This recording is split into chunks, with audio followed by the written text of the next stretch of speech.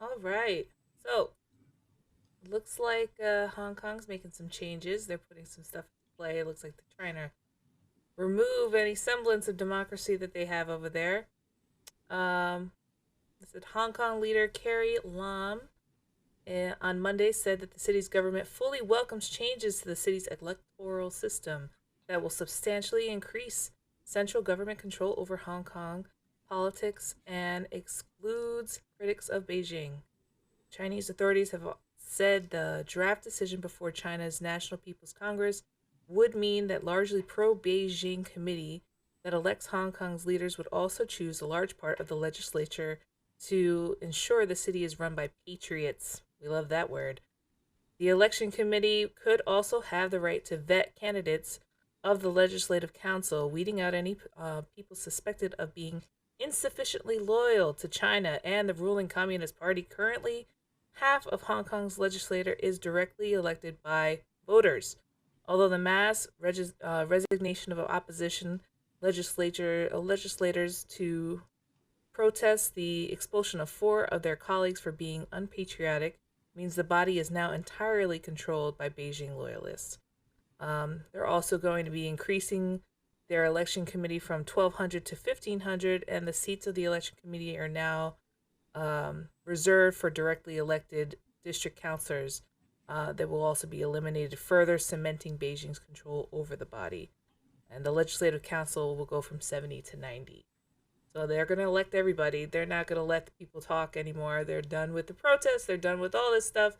They're trying to really crack down on these, making sure that we've got patriots in there. They're going to make sure that the communist China stays where it is. What polarizes me the most is the fact that they're using the power of expanding the committees to basically use that against a democratic process. The 70 to 90 and 1,200 to 1,500, just to basically put in more council members that are on your side to grind things to a halt, is kind of more of the problem. I think we knew that this leader was already in the pocket of the larger socialist party in China. Yeah. Um, I sorry, I say not even socialist. I wouldn't even call them an actual socialist party. I would call it the Communist Party, if I'm not mistaken.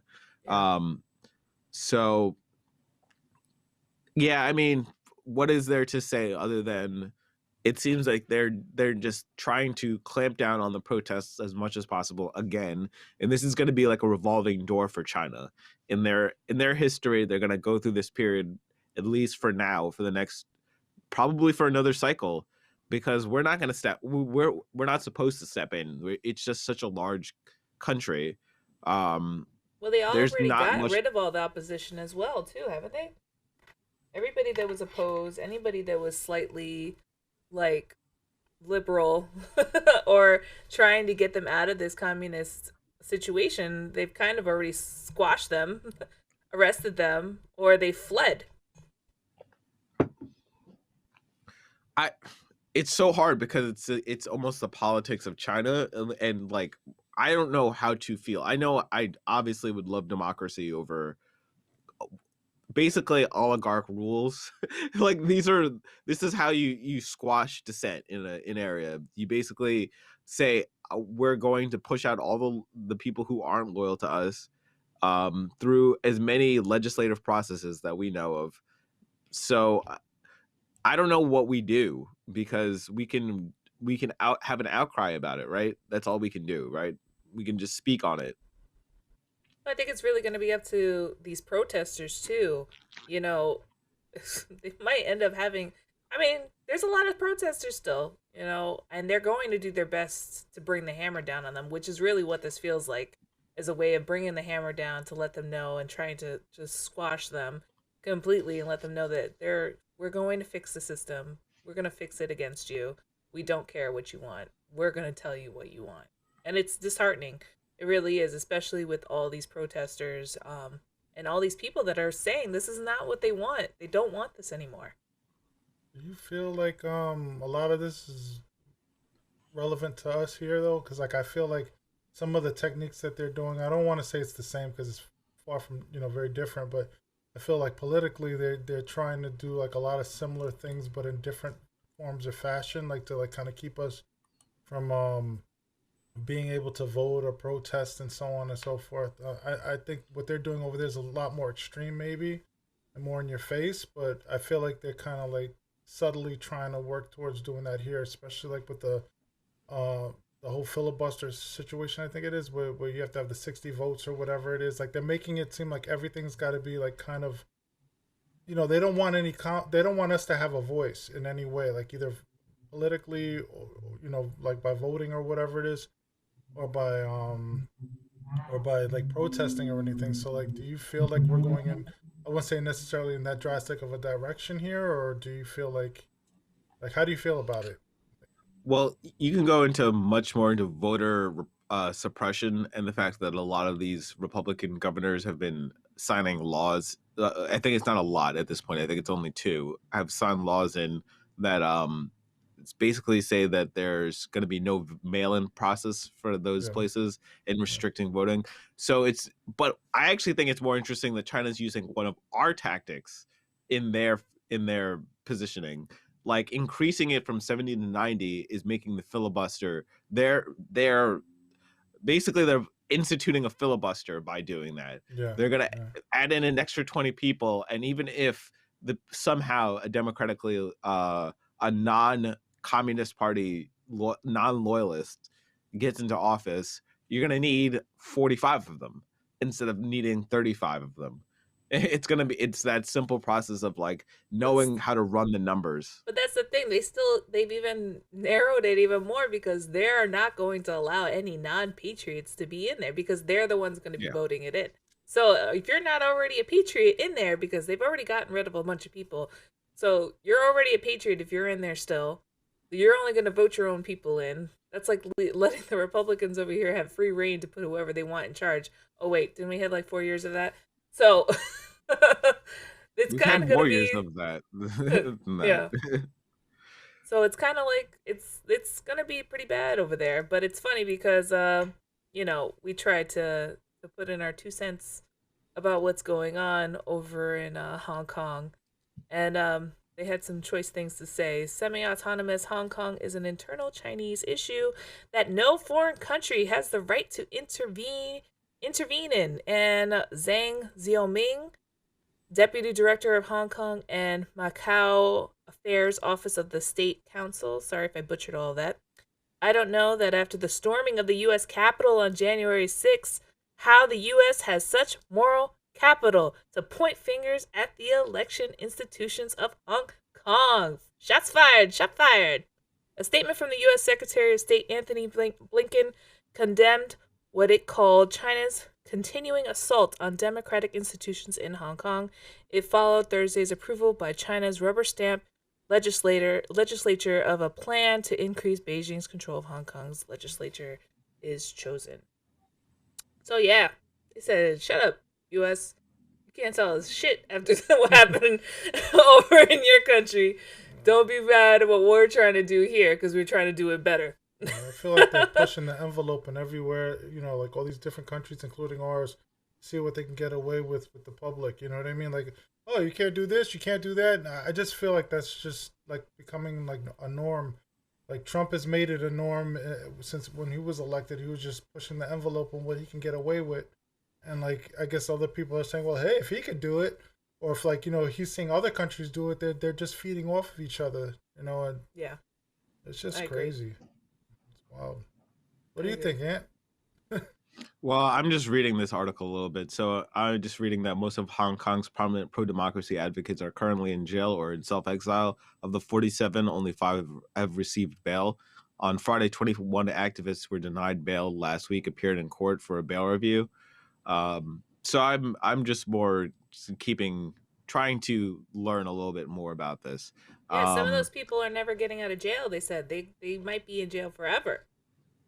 So they're really cracking down on them. They are like, it's this feels like a boot. This feels Yeah, like a boot coming down and is really stomping out everything. yeah, yeah, Like it's pretty scary for people that live over there, I would think, because even the protesters. they're still going after and looking at and hunting down these protesters too. I also think this creates a really bad precedent for the area.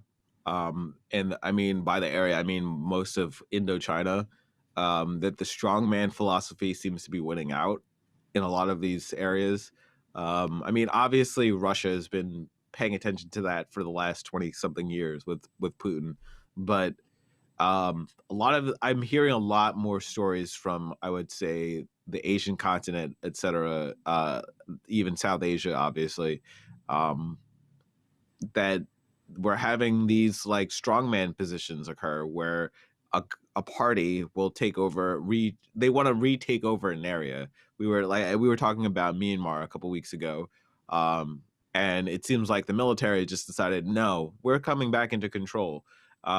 This is just how it is, and this is how it will be because we decided that this is the law. This is how the law should work, instead of like looking into democracy movements.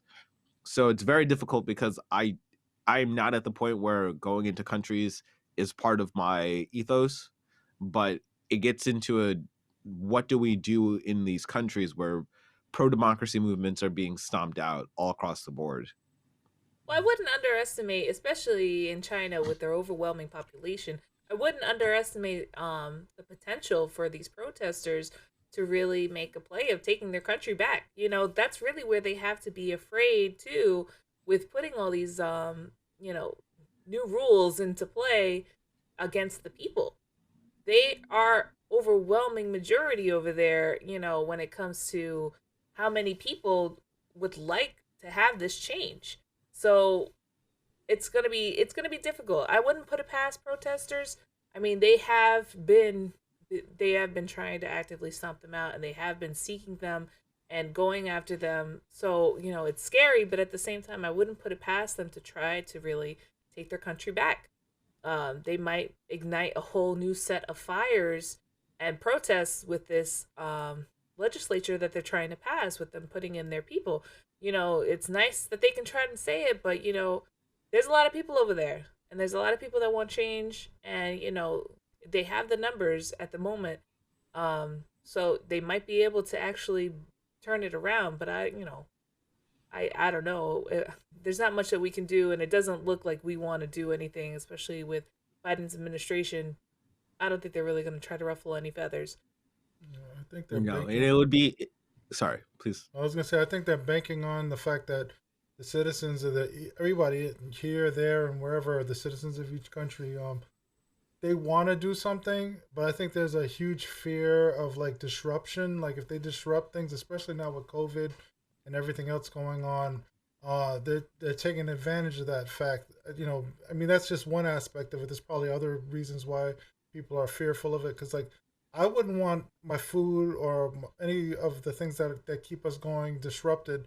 And if we do a huge protest, or if people end up, I wouldn't say like having a coup or like some like big event happens or whatever it is, but if something were to happen, that would disrupt everything for them, right? So like these people in power, they're taking this time to strengthen whatever power that they have to control these people even more. They're making decisions that they make it seem, in some cases, at least in this country, they make it like it's a little innocent thing. But if you're not paying attention, but if you're paying attention, you see like with the voters suppression stuff and everything else that's going on, that they're taking advantage, and they're doing things to sustain power, and all sorts of other things that are very underhanded or whatever. That's just how I look at it. Like I feel like we everybody wants to fight for what's fair. Like we're struggling for what is it, $1,400, which should have been 2,000, but whatever. I'm not gonna keep going at beating that dead horse or whatever it is. We should have had way more taken care of during this period of time, and our government didn't take care of that. That's the same thing that they're doing with every other aspect of society. I feel like they see something that they want to do. These politicians or these government officials or whatever, whoever's running the show, they see what they want to do, and they find their little loopholes or whatever to manipulate their way to get whatever thing that they wanted. We were supposed to get a minimum wage, right? They screwed us on that.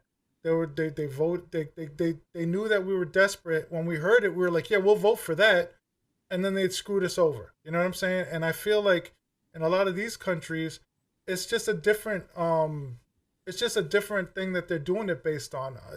It's all the same thing in my mind, like that they're just doing it for power and control and to make sure that these people are in check. You know what I mean? And I it's mean, sad. China is much more complex though, because Hong Kong was seen as more of a democratic hub Yeah. for quite some time.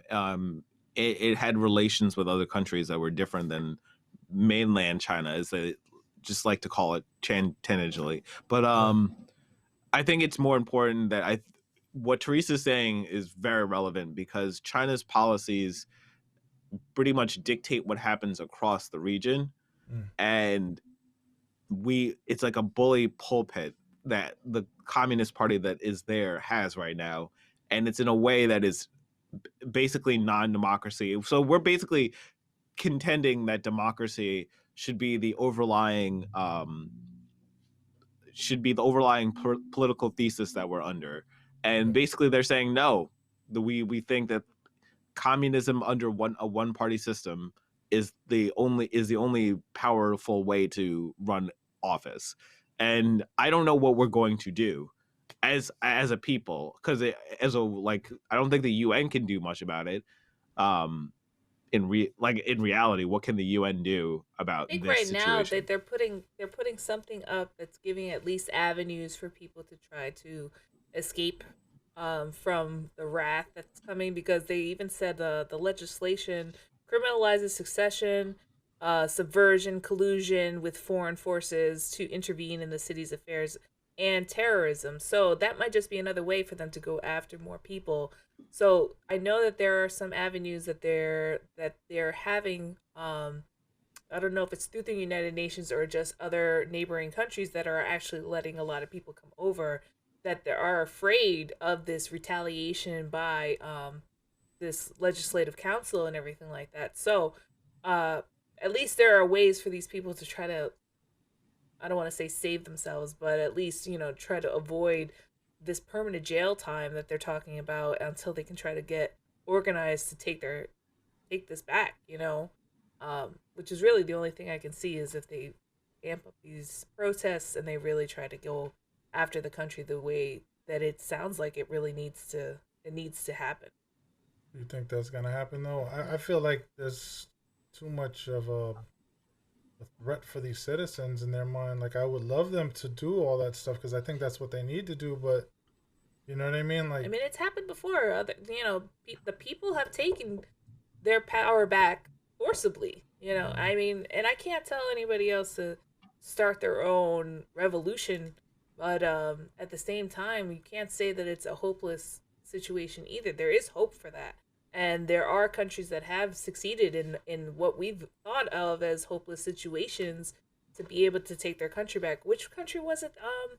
That just recently they ended up making their a new constitution and everything like that because the people were able to take it back. I can't remember. I can't remember which one it was. It wasn't too long ago either. They had a whole. Now I feel like I gotta look for it. I I want to just say Brazil, but I don't think it was Brazil. I have faith that people know what they I don't know, man. I feel it's difficult for all that nowadays because of the way the government structure and the way people have been treating and the way society is going with the fact. I mean, like I said, maybe after COVID, I could see a lot more getting done, but because everybody's kind of in Chile. isolation, Chile. chilling. Yeah, Oh, it was man, Chile. you New guys are good. constitution solves Chile's old problems. Uh, So they wow. were Sorry, able to please take. They continue, were. Robert. Yeah, it was No, no, no. bothering me too. I just feel it's. I don't know. I just feel like it's like every time you want to create a new path to like change things, it feels like the head keeps getting cut off. You know, like when Bernie tried to do something, they cut his head off. You know what I mean? When they did this with this next person, they tried to cut their head off. It's always something. Like I even feel like I don't want to say Cuomo didn't do whatever, but I think they're also taking advantage of his bad nature to his bad history or whatever to cut his head off just in case he's available for the next election or whatever. I think there's a lot of things commingling into each thing to make sure that certain things don't happen. And like Biden has done his dirt, Trump has done his dirt. Certain people are allowed to maneuver to a position of power.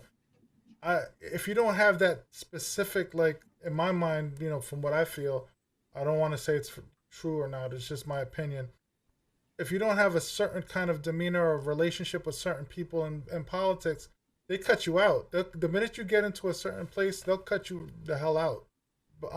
The minute Bernie started gaining some sort of power or whatever, which he still has some, they made sure that they kind of stifled that. You know what I mean? And that's the way I feel like they're doing with the people. They see something, like they detract from things like the Black Lives Matter movement by creating other things. Like it's always the people with money finding ways of totally keeping, and it's hard for me to believe that something can actually change nowadays. I felt like back in the days people were easily more accessible to I change. just I just feel I now just it's think like that you're uh, that's an illusion. Like the illusion that change was more available than now is yeah, kind of is a way of was a way of us processing being an American, yeah, and I think that it's not a universal thought.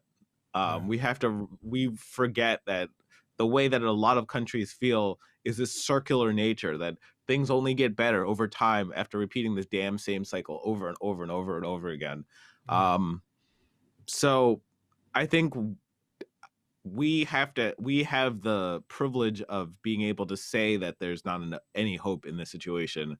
They don't have the privilege of saying that. They have to either uprise, or they have, I don't like, because I don't see anybody coming in from a third party situation. I see this as an internal problem, which Yeah. unfortunately causes, they have a very large and influential government. um it's very hard to change the way the geopolitics work in that yeah, situation. So I agree with you, this is going to take another 20 years, in my yeah, opinion. I think we're just very comfortable with not being uncomfortable. I think the reason that people don't want change is because it makes them uncomfortable. But if you're in a situation or you're in a country where people are getting actively pulled out of their houses and thrown into jail for no reason, there's only so much of that kind of abuse that people can take. And there's yeah, so much that they will stand for before people feel like they're pushed to a limit where they have to do something. I think in this country we don't want to be uncomfortable ever. And that's what helps to limit the change here, that we don't feel like we're at the point of being stifled, and we're not at the point of people being ripped from their homes so openly, and for people to be going missing. One day that you're at work with whoever and then they're missing because the government arrested them in the middle of the night and now they're in jail for whoever knows how long, maybe for the rest of their lives. We don't have those situations to have to look at. So we don't have to come to those terms of whether we fight. We should fight to for what we believe in and what we want from our country. We're not there yet. I don't think that that is something that we won't get to yeah. if we keep going down Trump way.